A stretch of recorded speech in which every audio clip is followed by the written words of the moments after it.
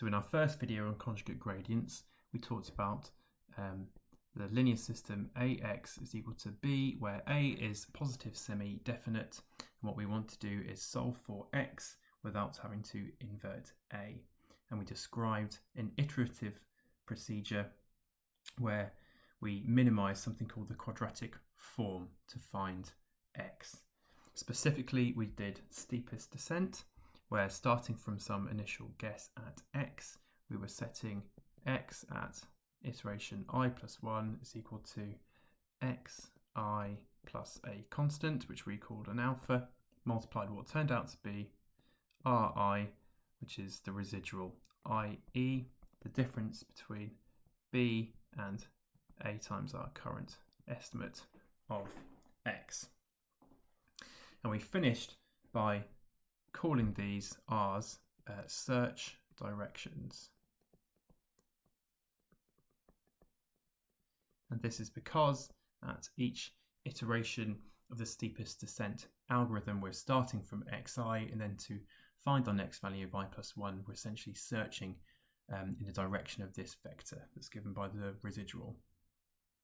What we're going to do now is consider if we can use some different search directions that perhaps will help us to converge faster, etc.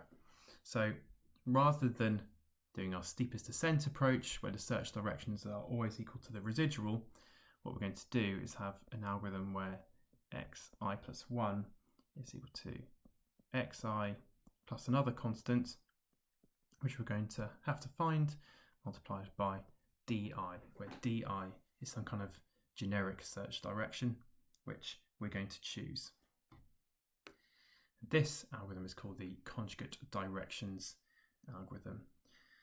And what we're going to do is we're going to consider what happens if we choose the d's to be orthogonal.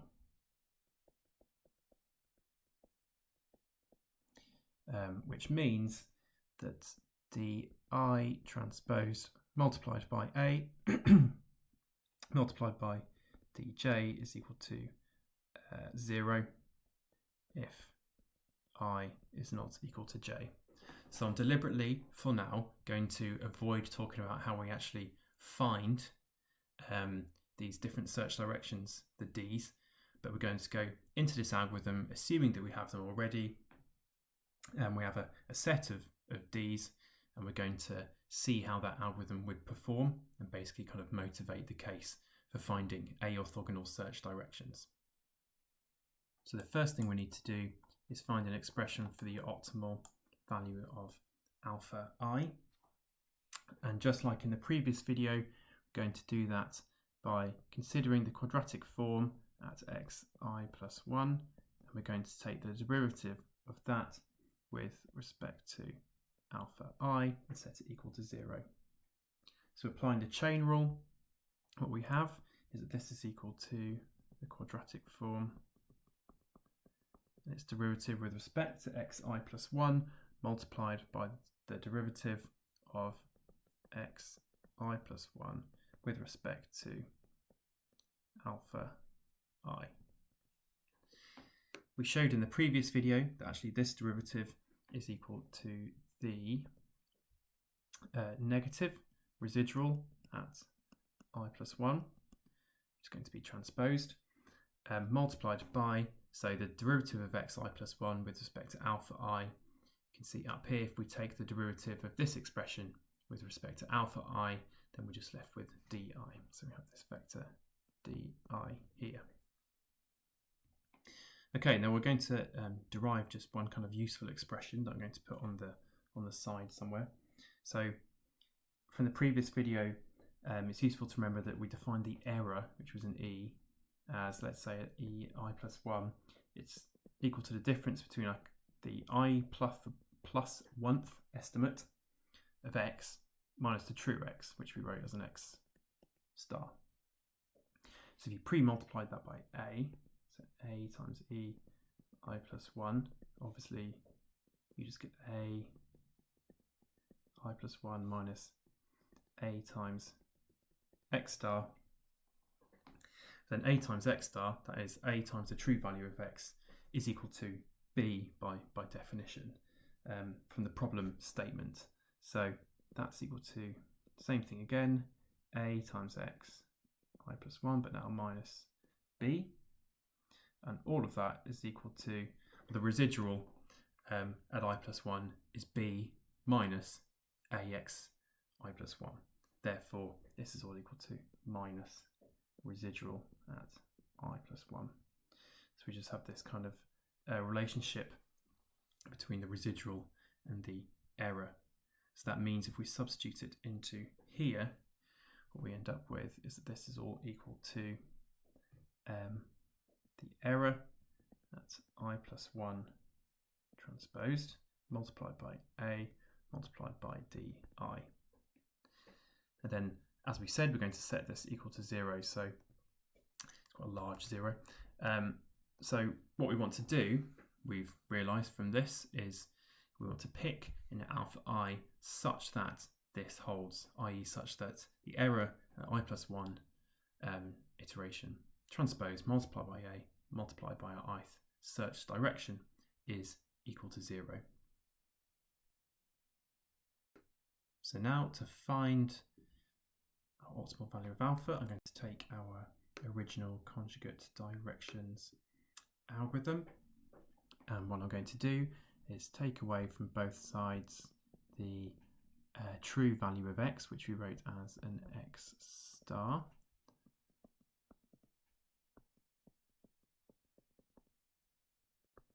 all still added to alpha I times the ith search direction.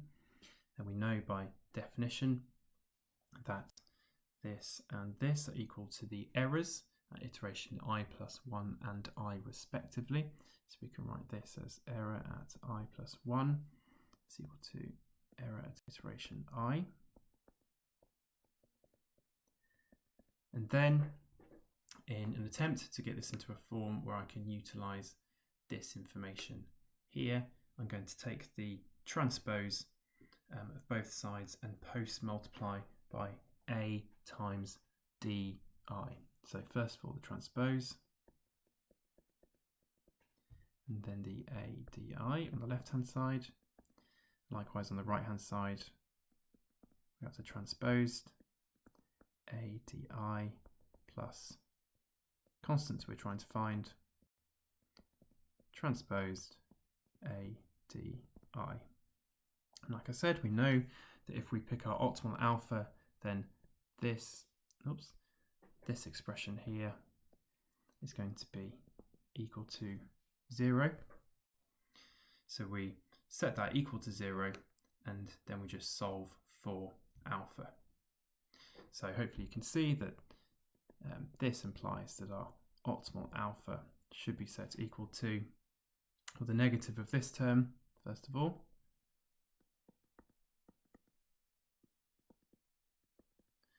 and then going to be divided by this term here,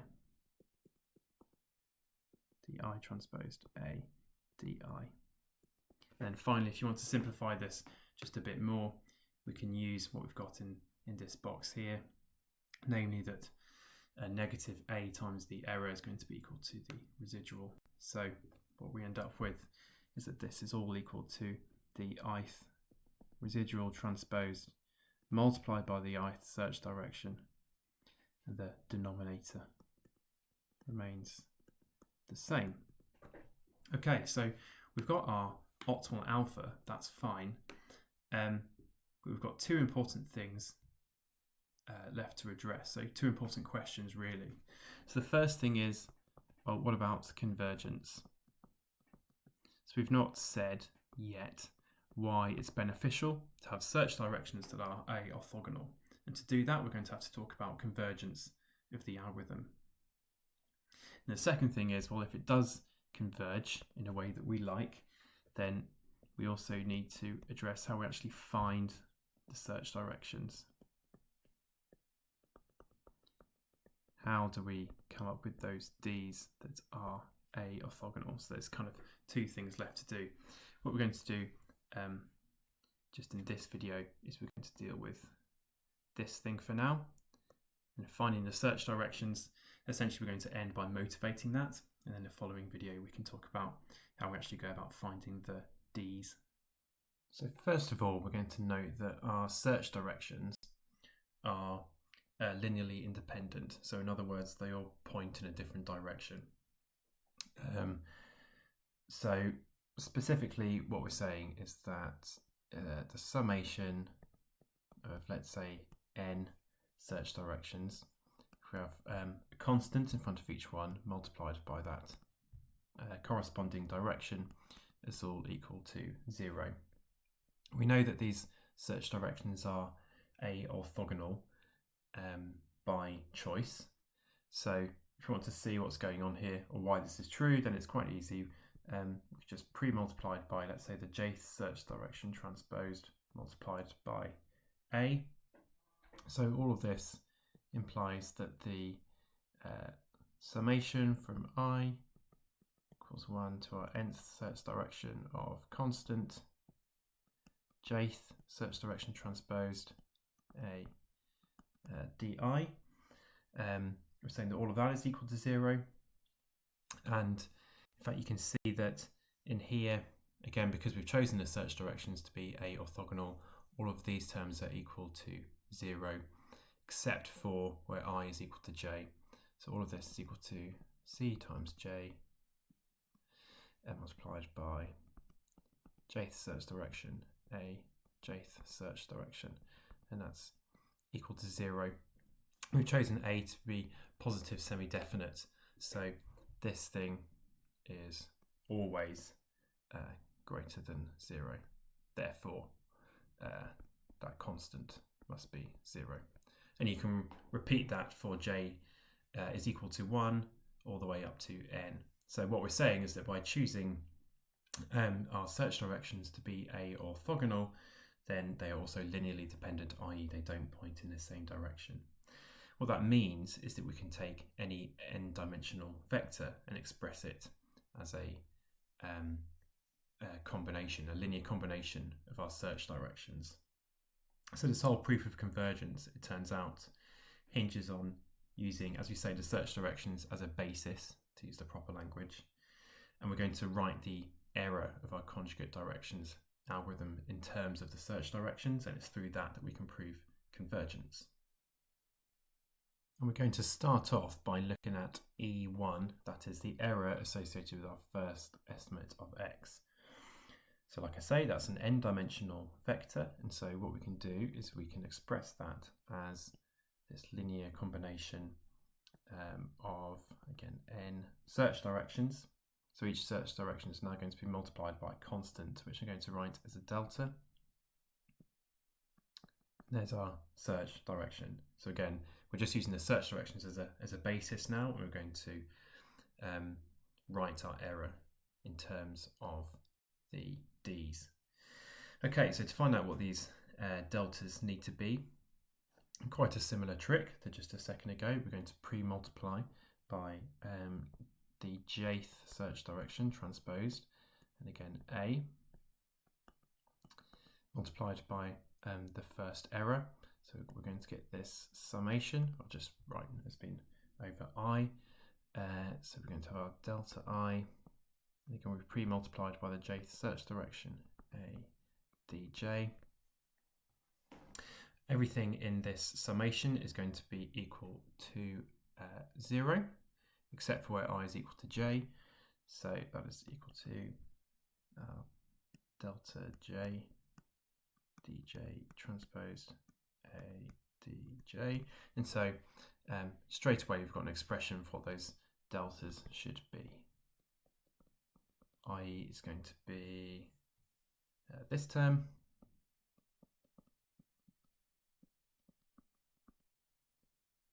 divided by this term.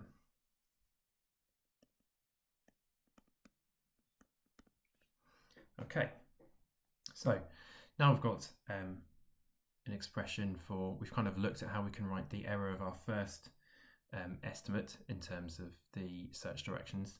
Now we're going to look at how we can study the error associated with our jth estimate.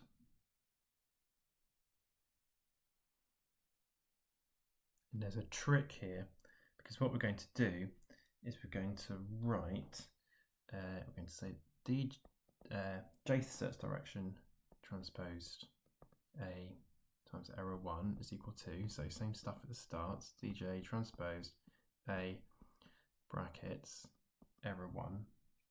I'm going to add this extra stuff on the end, and we'll see that it doesn't actually make any difference. There's nothing wrong with adding this extra stuff. So it's a summation from I equals 1 to crucially j minus 1. And we're going to have our alphas that we've defined previously.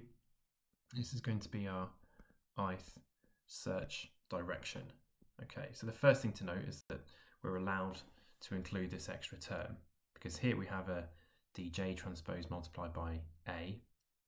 This summation just includes the search directions from I equals 1 up to j minus 1. We never actually reach j. So because our search directions are A orthogonal, when you multiply all this stuff out, this is all going to count for nothing essentially. So we've not changed this original expression.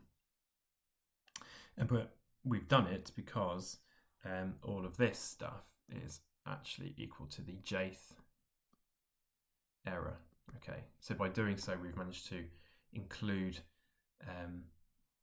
the jth error in our expressions.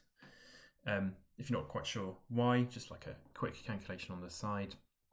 So remember that with our conjugate directions algorithm, what we're saying is that x at I plus 1 is equal to x at I plus some distance that we move, alpha I, along the ith search direction, di.